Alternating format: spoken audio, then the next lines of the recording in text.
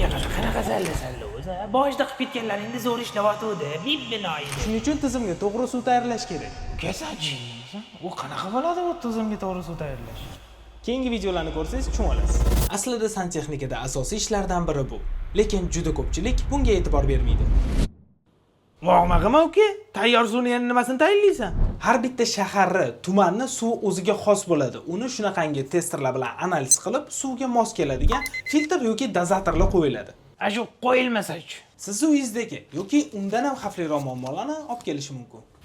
Nima? Portlab ketadimi? Tizimga yomon suv quyilsa, u suv doimiy issiqlik tashuvchi sifatida qozonni teplo obmennikidan ham o'tadi. U yerda xuddi choynakda yig'ilgandek kabi har xil minerallar devorlarga yopishib, qozonning umrini karrasiga qisqartirib yuborishi mumkin. Ha, unda oddiy distirlangan mineralsiz suv qo'yib yuboraman, bo'ldi. Yo'q, umuman unaqa qilish kerak emas, chunki distirlangan suv mineralsiz bo'lgani bilan suvning kislotalilik darajasi yuqori bo'ladi.